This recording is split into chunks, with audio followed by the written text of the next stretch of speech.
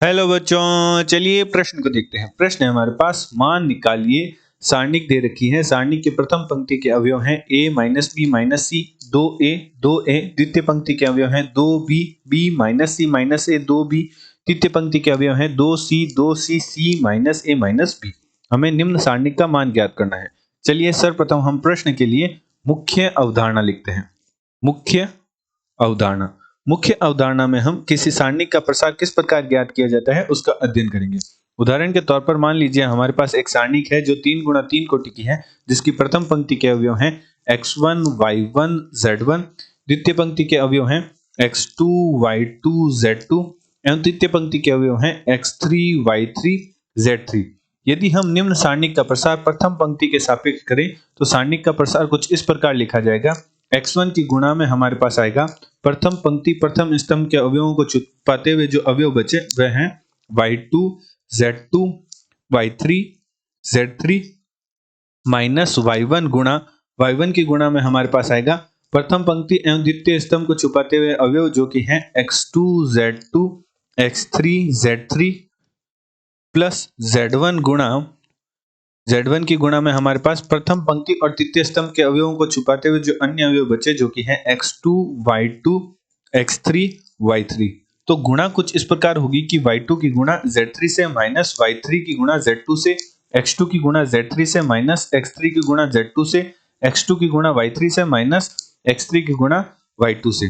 तो गुणा करने पर हमारे पास सारणिक के प्रसार का मान प्राप्त होगा जो कि प्राप्त होगा x1 गुणा y2 z3 minus z2 y3 minus y1 गुणा x2 z3 minus z2 x3 plus z1 गुणा x2 y3 minus y2 x3। तो इस प्रकार हम किसी सारणिक का प्रसार ज्ञात करते हैं प्रथम पंक्ति के सापेक्ष।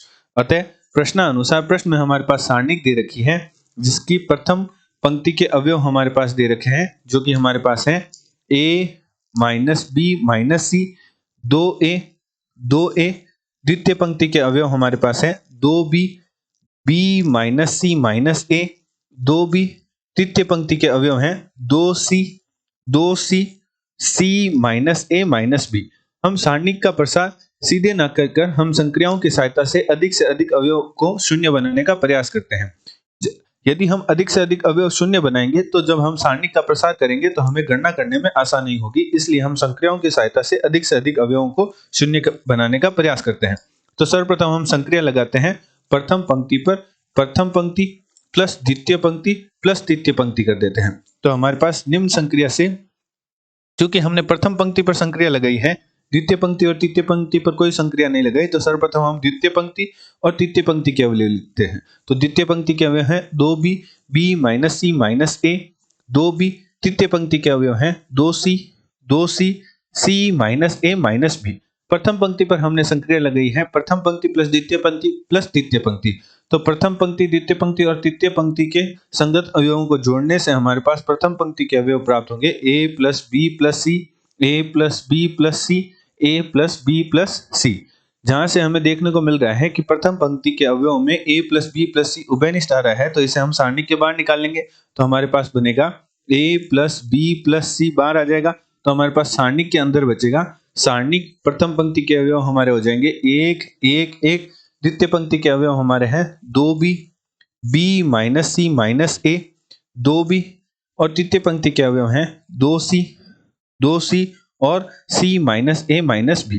अब हम संक्रियाओं की सहायता से शून्य बनाने का प्रयास करते हैं। तो हम संक्रिया लगाते हैं प्रथम स्तंभ पर प्रथम स्तंभ माइनस तृतीय स्तंभ। इसी प्रकार हम साथ ही साथ द्वितीय स्तंभ पर संक्रिया लगाते हैं द्वितीय स्तंभ माइनस तृतीय स्तंभ। तो चूंकि हमने प्रथम और द्वितीय स्तंभ पर संक्रिया लगाई है, तृतीय स्तंभ पर कोई नई संक्रिया लगाई, तो सर्वप्रथम हम तृतीय स्तंभ के अवयव लिख लेते हैं। तो हमारे पास तृतीय स्तंभ के अवयव हैं जो कि है 1 2b c minus a minus b। प्रथम स्तंभ पर हमने संक्रिया लगाई है प्रथम स्तंभ माइनस तृतीय स्तंभ। तो प्रथम स्तंभ के संगत अवयवों को तृतीय स्तंभ के संगत अवयवों से घटाने पर हमारे पास प्रथम स्तंभ बन जाएगा 1 minus 1 0 2b minus 2b 0 2c minus c plus a plus b हो जाएगा, जिससे हमारे पास प्राप्त होगा a plus b plus c।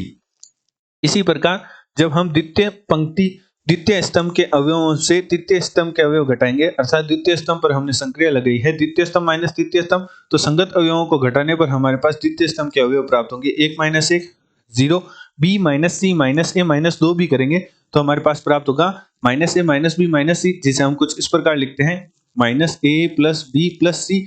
और हमारे पास जब हम 2c माइनस सी प्लस ए प्लस बी हो जाएगा तो हमारे पास प्राप्त हो जाएगा a प्लस बी प्लस सी। अब यहाँ हम देखने को मिलता है कि हम प्रथम पंक्ति के सापेक्ष जो हमारा सारणिक है उसका प्रसार कर देते हैं तो हमारे पास प्राप्त होगा a plus B plus C की गुणा में मुख्य उदाहरण अनुसार प्रथम पंक्ति के सापेक्ष प्रसार करेंगे तो शून्य की गुणा में जो भी आएगा फर्क नहीं पड़ता, वह शून्य ही हो जाएगा। माइनस शून्य की गुणा में जो भी आएगा शून्य हो जाएगा, तो हम अवयव नहीं लिखते। प्लस 1 गुणा हमारे पास 1 की गुणा में हमारे पास आएगा मुख्य उदाहरण अनुसार शून्य minus a plus B plus C minus a plus B plus C, और यहां आएगा हमारा a plus B plus C और a plus B plus C. तो गुणा कुछ इस प्रकार होगी कि शून्य की गुणा a plus B plus C से minus a plus B plus C की गुणा minus a plus B plus C से करेंगे तो हमारे पास गुणा करने पर प्राप्त होगा, बाहर तो हमारे पास पड़ा है a plus B plus C और गुणा minus a plus B plus C की गुणा a plus B plus C से करेंगे तो हमारे पास प्राप्त होगा a plus B plus C का वर्ग। तो हमारे पास प्राप्त हो जाएगा, हमारा उत्तर प्राप्त होगा, अर्थात सारणिक का प्रसार करने पर हमारा मान प्राप्त होगा a plus B plus C का घन। आशा करते हैं आपको प्रश्न का हल समझ आया होगा। धन्यवाद।